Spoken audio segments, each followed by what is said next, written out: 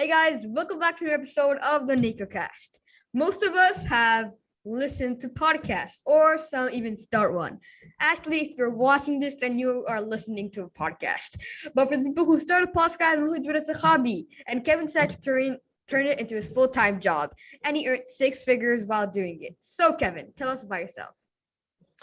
Yeah, so happy to be here. Basically, I used to have a 9 to 5 job writing computer code for a big insurance company. I did that right after I graduated college, but I didn't like that very much. It wasn't my passion. It wasn't exciting to me. So one day in 2018, I decided to start my own podcast, and I wanted to start it and talk about the incredible people from my hometown of Philadelphia in Pennsylvania. And so I launched it. It's called Philly Who. I'm wearing my Philly Who t-shirt right now. And that's what it was. I wanted to tell the stories of people from Philadelphia who have achieved incredible things. And what I soon found out after launching my podcast is that I was way better at making a podcast than I was at writing computer code. And so I said, okay, I think I should do this with my life. And it was only 2 months after I launched the Philly Who that I left the full-time job to do podcasting full-time. And now I've since then launched a second podcast called Grow the Show. And I help other podcasters get more listeners and make money from their show as well. And I've been doing that for 3 years. So how did you go from like coding for a company to doing a podcast? Was there a certain person or inspiration there? Or was it just like, this looks like fun? Absolutely. So there was an inspiration, and I remember the day it happened. I was on my way to work in the morning on the subway, and I was listening to a podcast called How I Built This with Guy Raz from the NPR podcasting network. And that show tells the stories of people who have created the biggest, most incredible companies in the world, companies, movements, nonprofits, that sort of thing. And this particular episode was about a company called Warby Parker, which makes eyeglass. And I didn't know this before I heard this episode of How I Built This, but Warby Parker was created in Philadelphia. And so you can imagine how excited I was when I was on my way to work, hearing this incredible story. And they were talking about the streets that I was looking at. They were like, yeah, our first store was on Walnut Street. And I was like, I'm on Walnut Street. And so I was so inspired hearing the story of this billion-dollar company being built right where I was standing that I said, oh my gosh, I want to hear more stories of incredible things made in Philadelphia. And I want to hear it in this way via a podcast. And so I got really excited about that idea. And I thought maybe I could make that because I had a little bit of experience playing around with music, playing around in GarageBand. And I thought maybe I could make a podcast, right?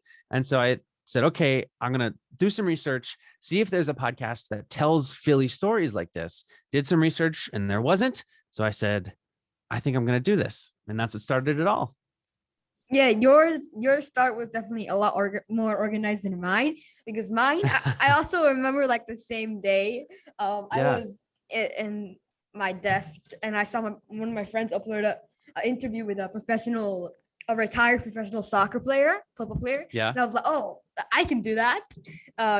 So I came up with the name on the spot, like before the interview. So I saw an interview. I asked my brother if he would be down for an interview. I said, I'm going to do it today. I took like 10 minutes of preparation. And on the day, like right before I started, I came up with the name. Yeah. So it was just like all in one day. Awesome. And then. That's what we call massive action, right? You have an idea and you go and you do it. That is the way to live life. Yeah. So the reason why you decided to make Philly based, correct me if I'm wrong, was because of you saw that Warby Parker was in Philadelphia. Yeah, exactly. So, and actually Warby Parker since has moved out of Philadelphia, but and that's okay. But I was just so inspired that they had built something there because I loved that city. And I was just kind of surprised to hear, And so I was like, wow, I'm getting so excited about my home city hearing this story. There has to be more of these stories. And so I wanted it to be my mission to go find them and tell them to other people. Yeah. Why did you keep it only Philly based and not like maybe like other countries or states?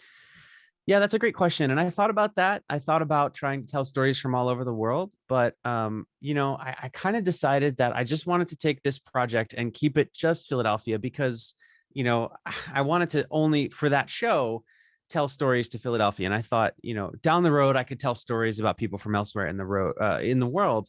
But for now, I'm just going to focus on really, really doing a good job of telling these Philadelphia stories, because I honestly, I thought it might be a little bit easier for me to get everyone in Philly to listen to one podcast than to try to get everyone in the world to listen to a podcast.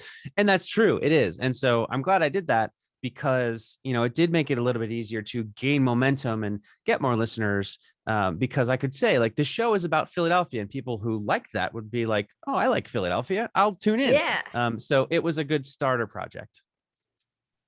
Like, if I were to do mine on my like hometown, and if I were to, because I'm from Mexico and Okay. they mostly speak Spanish, so there's like I wouldn't do a podcast about people from my hometown but doing English. It wouldn't make sense. It would be tough. It would be tough. Yeah. How did you reach out to those guests, or how did you find the guests and how did you make sure they were from Philadelphia? If that makes sense. Yeah, good question. So at first, what I did was I actually looked at a bunch of Philadelphia magazines. There's actually a magazine in Philadelphia called Philadelphia Magazine, and each year they put out a list of just incredible people. And I think it's the top 100 or something like that, no, it's called Best of. That's what it's called.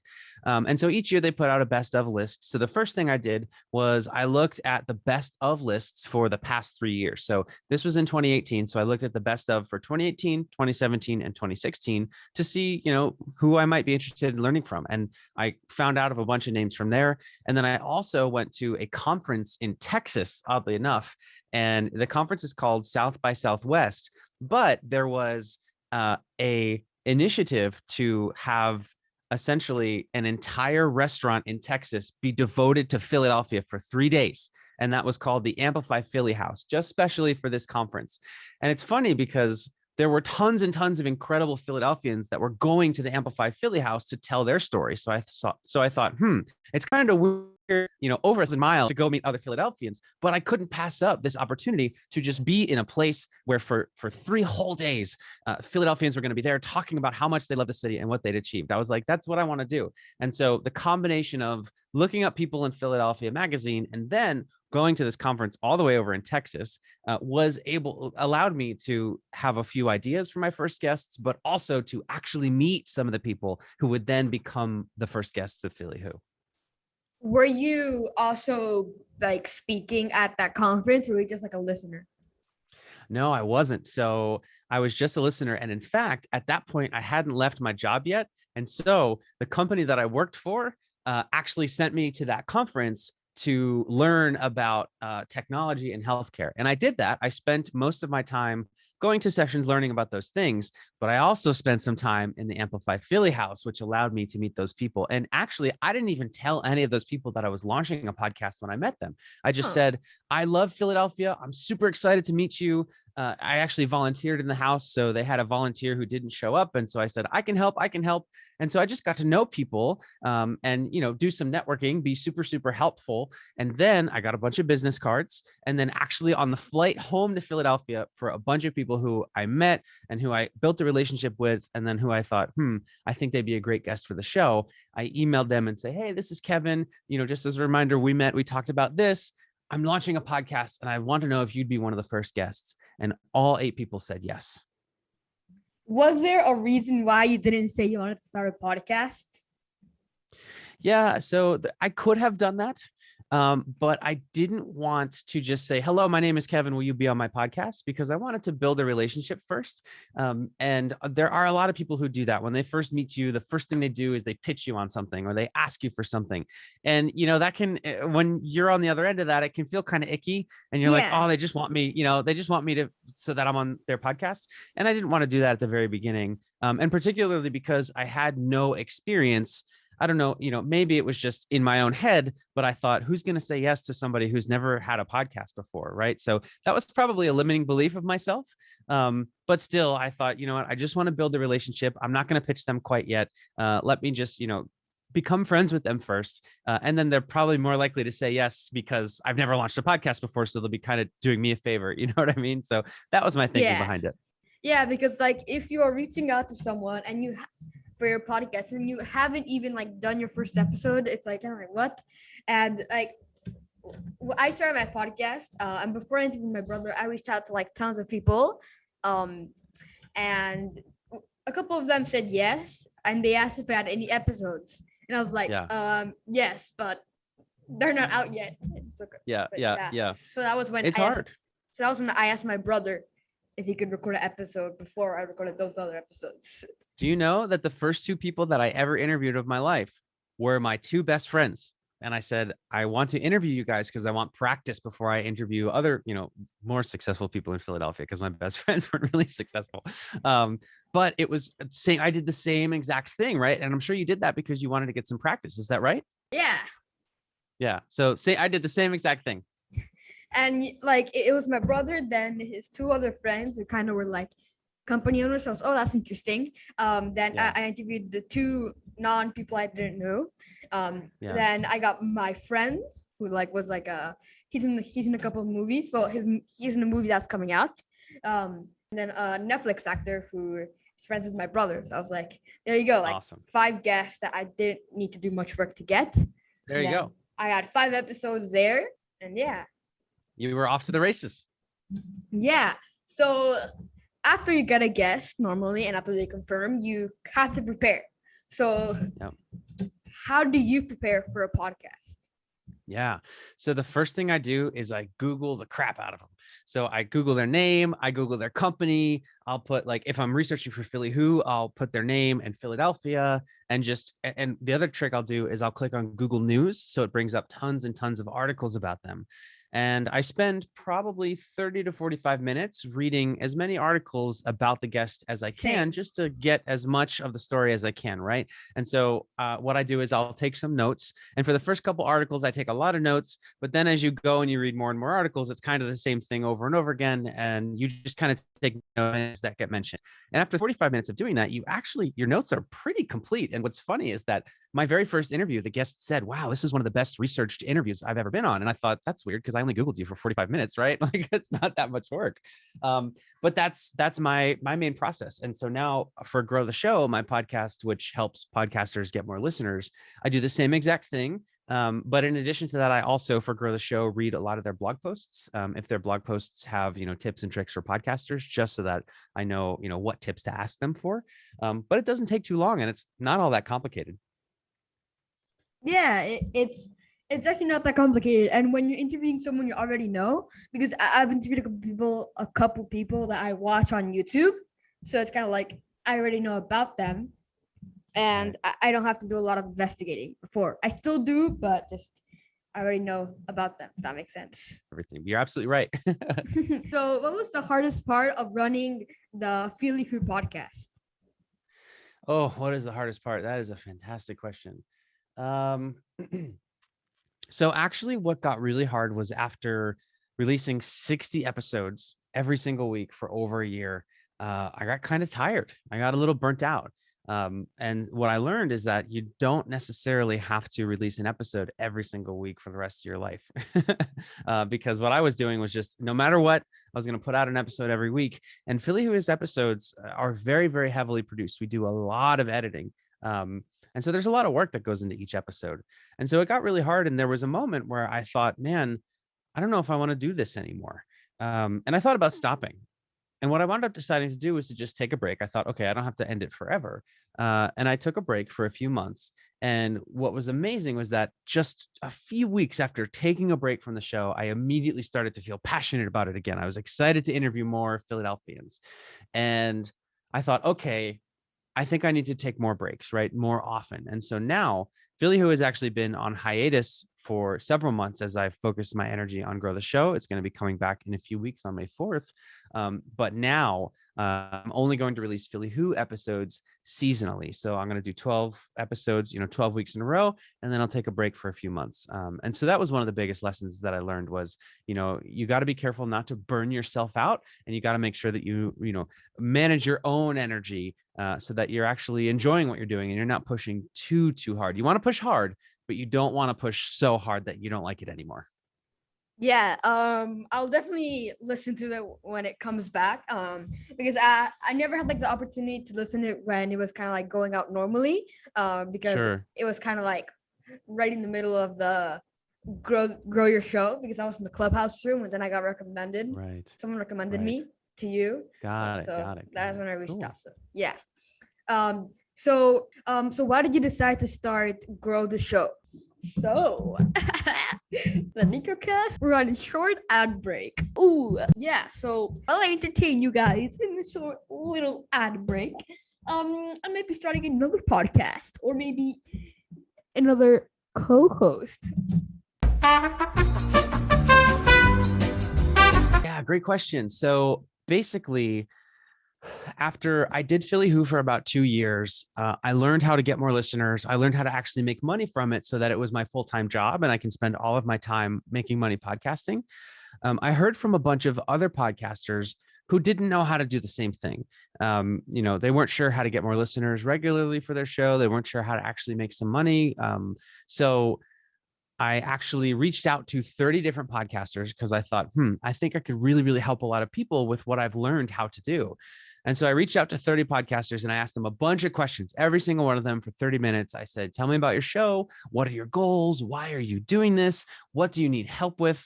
And every single one of them, 30 for 30, said, I need help getting more listeners for my show. I don't know how to spread the word. And I would love to know how to actually make some money.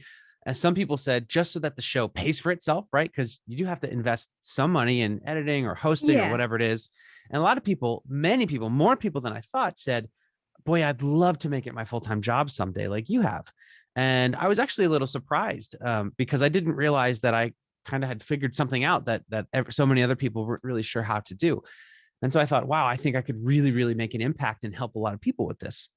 And so I spent some time and developed an accelerator program, which is an online coaching program. Basically, people pay to join an online course. They get coaching from me, stuff like that.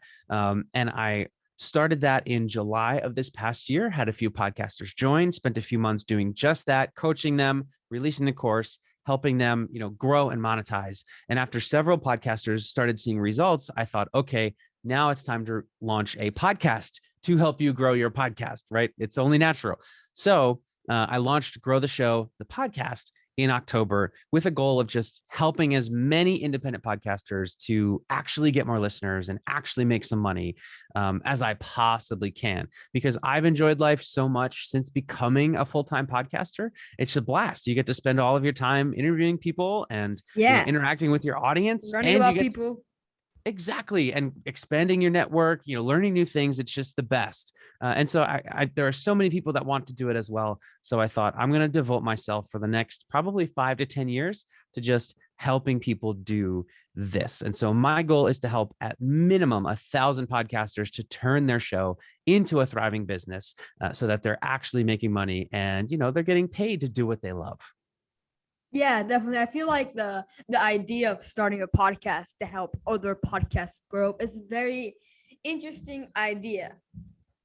Yeah, it was something that I was like, will podcasters listen to this? I wasn't really sure, right?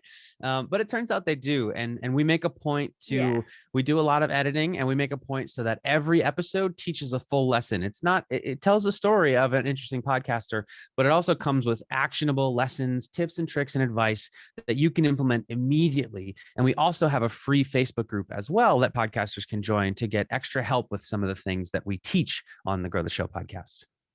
Yeah, I'd love to turn like podcasting to a full-time job, but like I'm 12, so I still have a couple years. You have some time before you have to worry about having a full-time job, but that's an advantage. I'm so jealous that you started so early. Yeah, a lot of people say, you're 12, you should be doing other stuff kids do at 12 years old. Why are you sitting down and doing a podcast? That's right. Yeah, as I've been doing YouTube since I was like 5.5, so it's like very cool. It's natural then for you. Yeah. So you said do you edit Grow the Show yourself? So I don't. So I have a team that helps me edit. I have a content editor who I do the interview and then we upload that interview to a software called Descript, which creates a transcript and allows you to actually make edits to the episode by editing the text. And so my editor, Catherine, does a bunch of editing on the text itself. She is a journalist, and so she's really good with words. And so she does that. And then she writes voiceover prompts for me because I like to do a lot of voiceovers. And so she'll write like, Kevin, say this here or something like that. And then it lands on my desk basically. And she says, Kevin, it's ready for voiceovers. I spend about an hour. I write my voiceovers and I record them. And then I send them off to my audio engineer, Max, who then takes some time and makes it sound great. He does the EQ, the compression, all the audio engineering, all that type of stuff. And then we have the finished product. I used to do everything myself. When I first started with Philly Who, all that stuff I did myself. And it took me 10, 15, 20 hours an episode. It took me so long. And so I'm really grateful to say that I have a fantastic team now, and they're way better than I am at all of this stuff. And it takes me way less time in addition to that. So I'm very grateful for my team. Yeah, I feel like recently I've seen a lot of people like kind of like building a team around them for their podcast. Yeah, I like doing it myself, so I don't see myself getting it too many times soon. And that's great. yeah, because like I feel like doing it is just so fun. I love like the editing because like I feel like if you have someone doing it, they will probably cut parts out that you don't like. That's absolutely right. And Yeah. that's something that you have to consider, right? When you're hiring somebody to edit for you, Exactly. is that they're not going to do it exactly like you would do it. And so, there's a trade-off there. But like they still might, even though they take parts out that you like, that part kind of, let's say that part made the podcast a little bit like not so good. But if you take it out, it's a lot better, if that makes sense. Right. Exactly. And, when Catherine does an edit for an episode, no, it's not going to be exactly how I would do it, but it's still really, really good and sometimes better than when I would do it. So I'll Yeah. take it. Yeah. It's because like they already know like how to do it very well. So it's kind of better. Exactly. It is. I agree.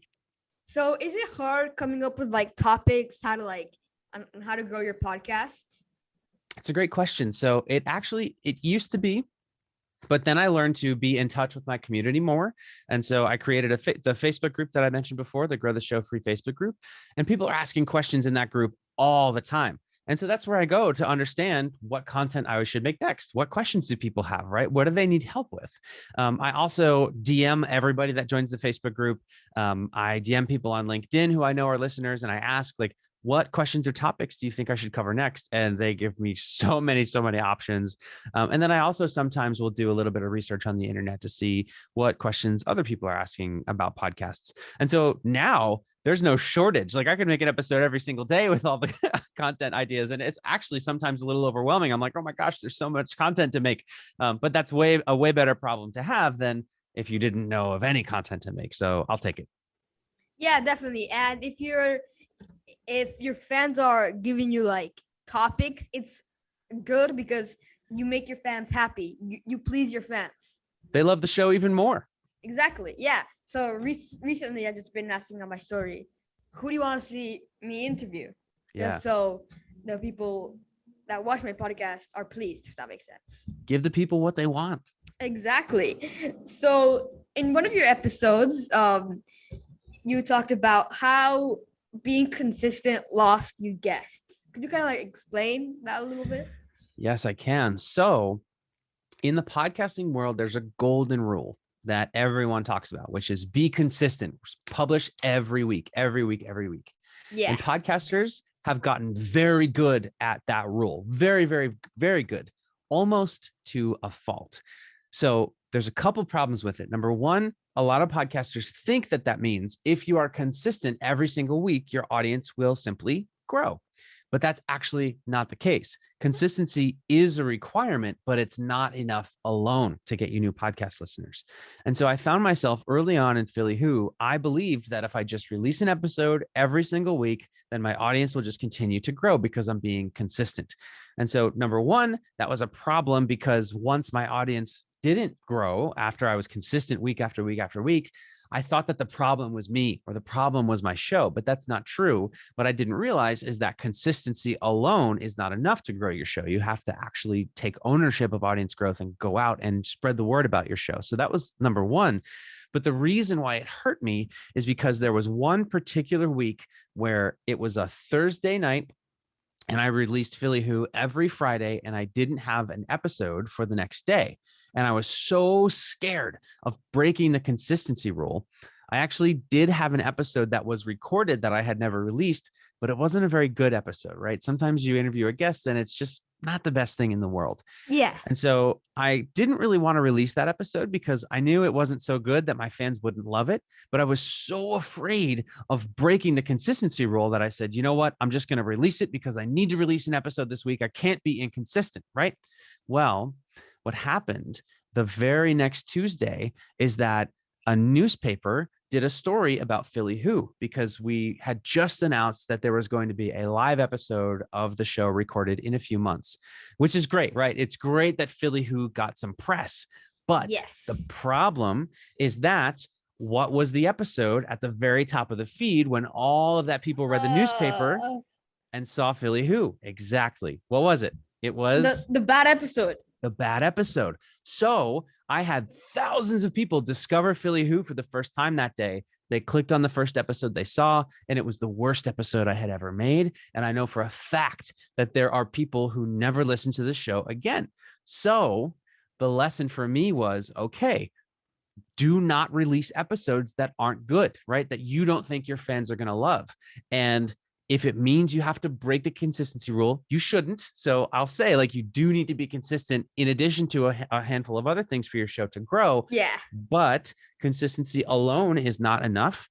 And you should not release subpar episodes in the name of consistency. It's better to break your consistency than to release an episode that is not good, because you could wind up like me, release a terrible episode, and then thousands of people hear that episode and then they think that your show is terrible, which it was a hard lesson to learn. But I'm glad that I did, because I get to share that lesson with everyone else so they don't have to make the same mistake. I found that for me, I like releasing it weekly. And if I need a break, I just take a break for a couple months. That's what I found to be the best cadence for me and for my audiences. And that's usually what I recommend to other people. But I've seen shows that release every day. I've seen shows that release, once a month that still, do well. So there really are no rules. It's all about what works for you. There's a world record for the longest running daily podcast. Oh my gosh. Do you know what the record is? Let me check. Because when I applied for the Guinness World Record of the world's youngest podcast owner, they said no, because the thing I sent was very not well written. And then they sent like two different things I can apply to other than that. And it was the longest running daily podcast. Wow. That's incredible. I wonder how many days it is. That sounds exhausting. Yeah. I would not want to do that. Same. The longest running daily podcast. When I search it up, it says the longest running podcast, like weekly. Yeah. Or whatever. But yeah, it's just like, I was like, I'm not going to do daily podcast. No chance. Yeah. Then recently I applied again, but I made the message a lot more like thought out, because the first time it was just like 10 minutes. And this time I spent like an hour and 30 minutes just like writing, making sure it's good. Awesome. Yeah. So you also made an episode about this. So let's say I want to get my show featured in social media outlets and TV. How do I do that? Yeah. So there are a few ways to do that. Basically, so you're talking about like getting PR, like getting your show featured in the media, that sort of thing? Basically, yeah. Yeah. So there's a few ways to do that. Basically, I'm trying to remember the exact framework. So basically, it comes down to building relationships with the people who already have the audience that you want to have as well. So it starts with identifying who your target listener is. So you start there, and then you think to yourself, okay, what other accounts do they follow? What YouTube channels do they subscribe to? What Twitters do they follow? Those types of things. What online outlets do they read, like online magazines or any of these things? And just name as many of those as you possibly can. And the cool thing is once you name those things, then you can name people who either run the account, like if it's an influencer or a YouTuber, or maybe it's a writer for a magazine or something like that. And you make a list of those people who already have access to the audience that you want to have.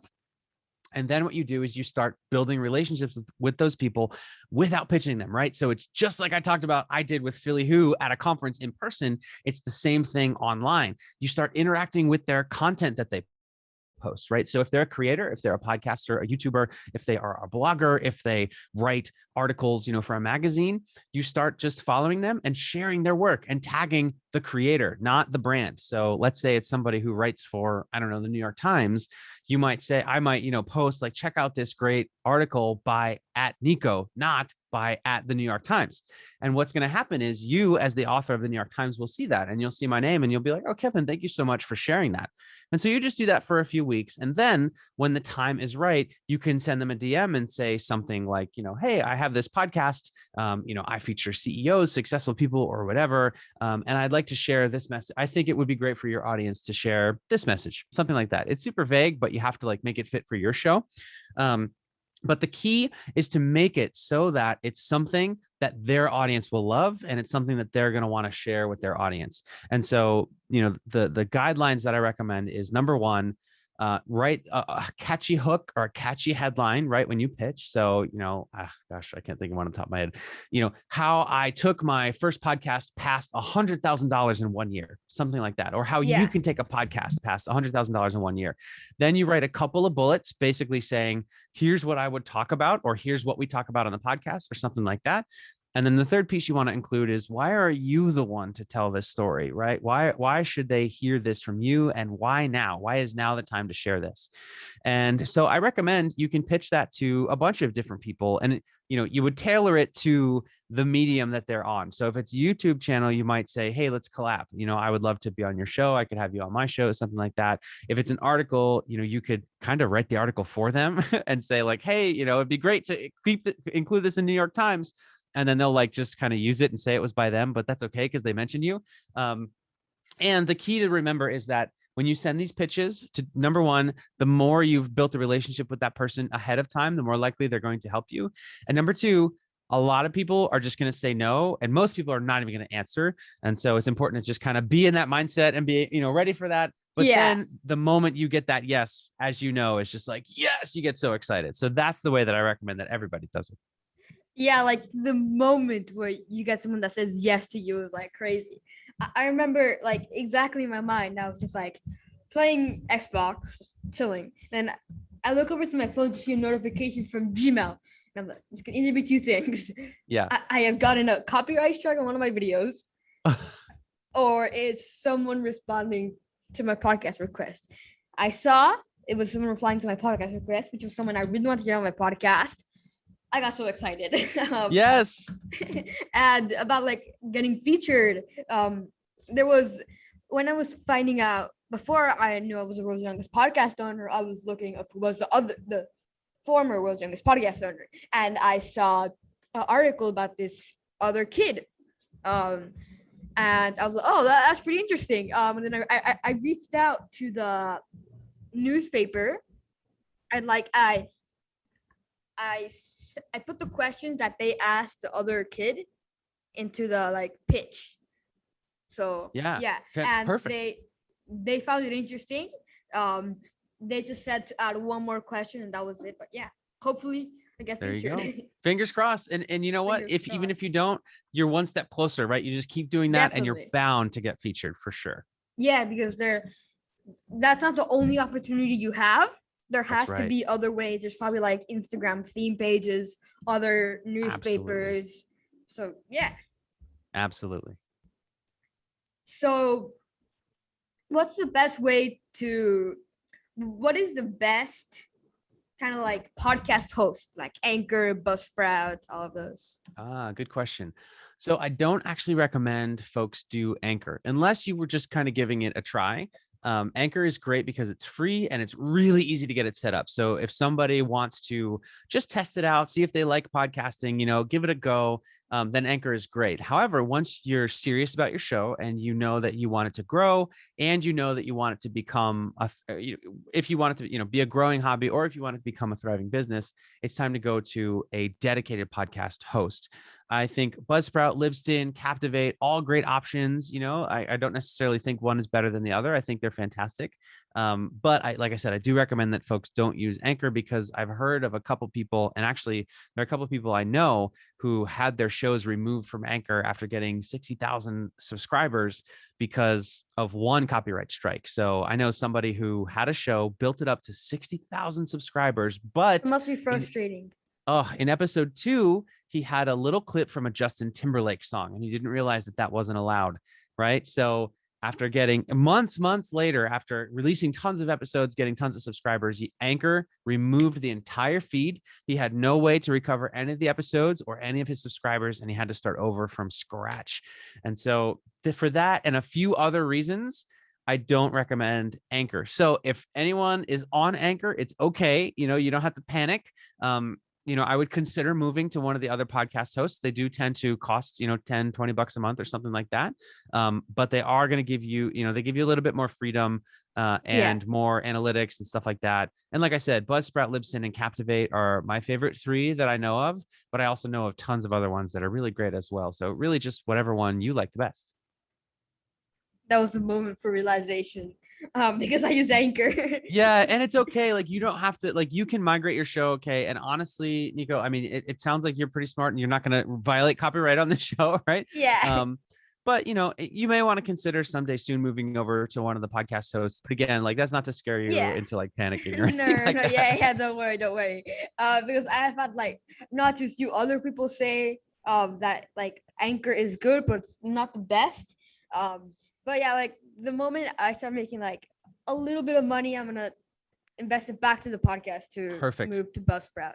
That's a great plan. So what do you think is the best way to be engaging in a podcast? Do you mean when you're on the mic or when you're not recording? Both. Okay, great. So on the mic, it's all about listening. So when I first decided I was going to start a podcast, when I went to that festival, South by Southwest, there was one other thing that I did. I went to a podcasters meetup, and this was in Austin, Texas. I didn't know anybody at this meetup, and I didn't even have a podcast yet. But I went because I wanted to meet other podcasters and learn as much as I could. And I started talking to this woman, and she actually came up to me and she said, "What's your name?" And I said, "My name's Kevin. I'm an aspiring podcaster. I'm hoping to launch my show in 3 months." I said, "What's your name?" She said, "My name is Wendy." And I noticed that she had an Australian accent. And I was like, I took a shot and I was like, "Oh my gosh, are you Wendy Zuckerman from Science Versus on Gimlet Media?" And she said, "Yeah, how'd you know?" I said, "Oh my gosh, I only know so many Wendy's with an Australian accent, right?" But it was one of my favorite podcast hosts was there at this meetup. I didn't realize it, but the meetup was organized by her podcasting company, Gimlet. And so I said, "Hey," I said, "Oh my gosh, it's so cool to meet you. I'm so excited. I'm starting a podcast in a couple months." And she said, "Can I give you some advice?" And I said, "Of course you can give me some advice. Are you kidding me?"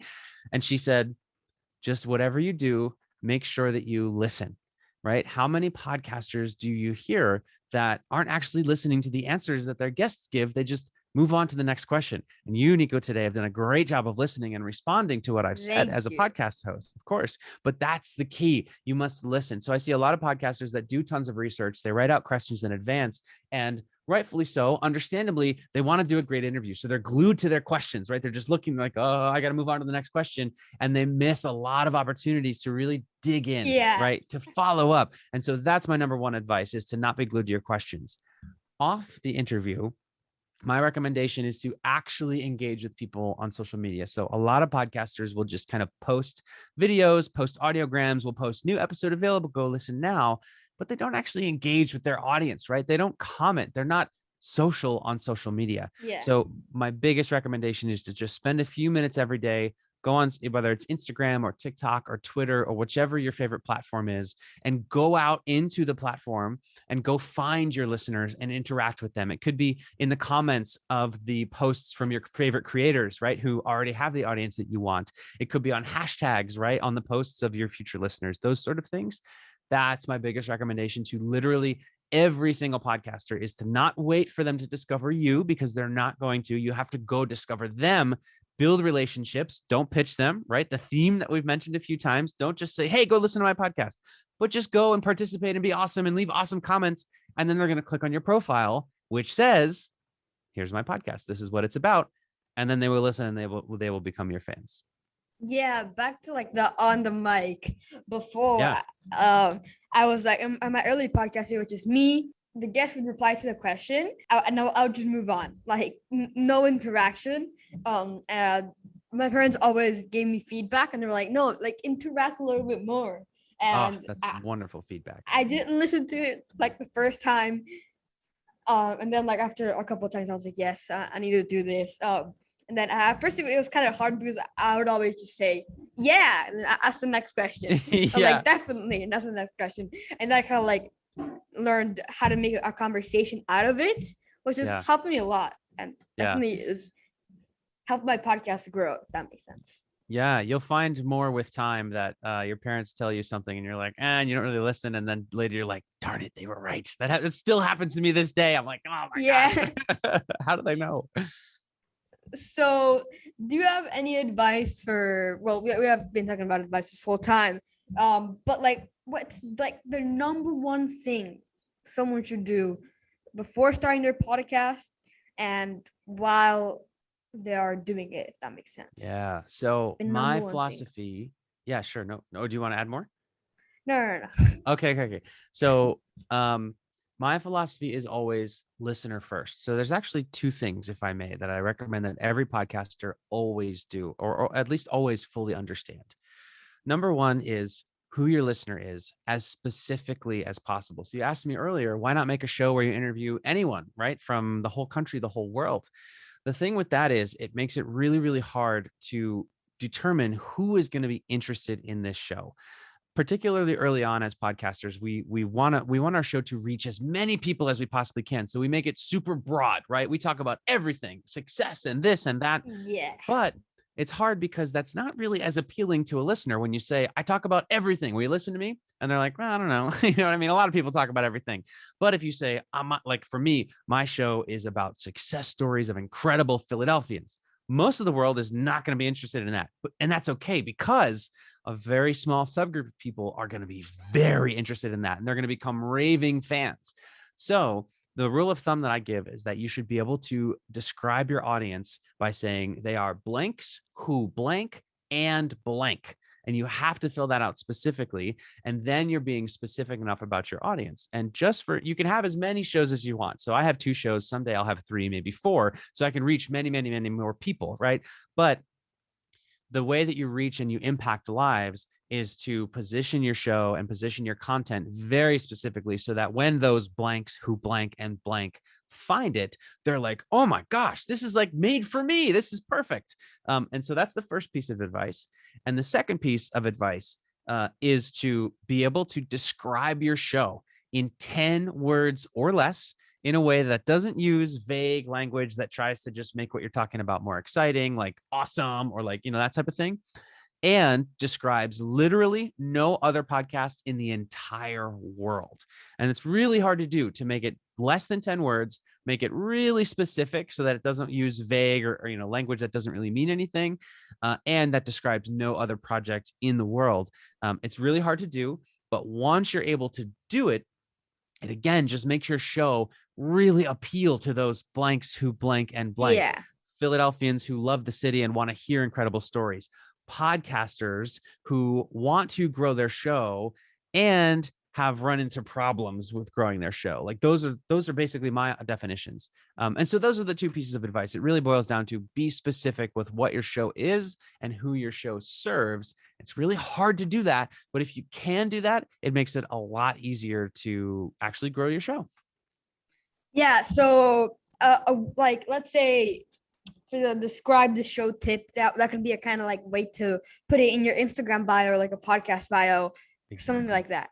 Yeah. So, in my case, it could be like the world's youngest podcast owner delves into the lives of your favorite people, something like that.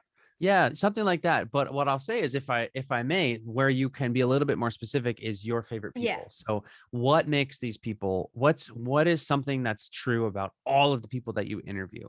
It can be something that they do or just anything. What specifically makes them your favorite people?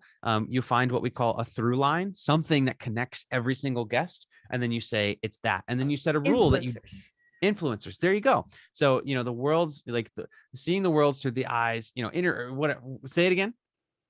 Um, this podcast, the world's youngest podcaster, delves into the lives of your favorite influencers.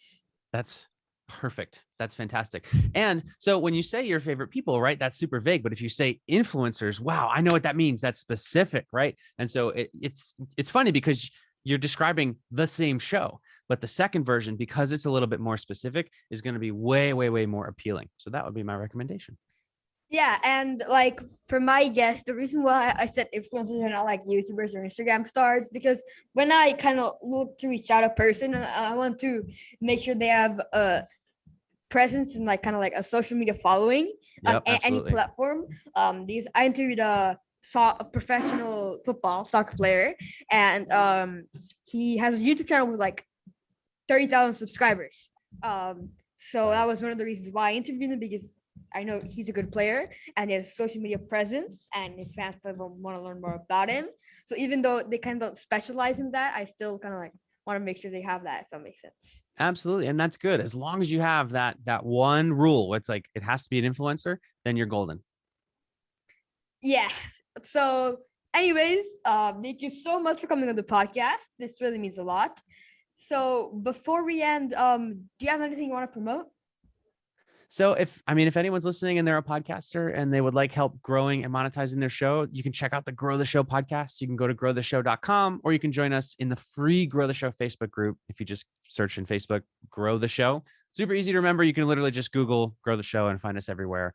And all of that advice is totally, totally free. So anyone who wants to get more listeners, make money from their show, that sort of thing, I am here to help. But other than that, nope. um, his his podcast will be in the description. His your exclusive free masterclass for podcasters and the Grow the Show Accelerator will also be in the description. All of the things you mentioned. So if you found Kevin interesting, it will all be in the description. And yeah, thank you so much for watching, and I'll see you next episode of the Nicocast.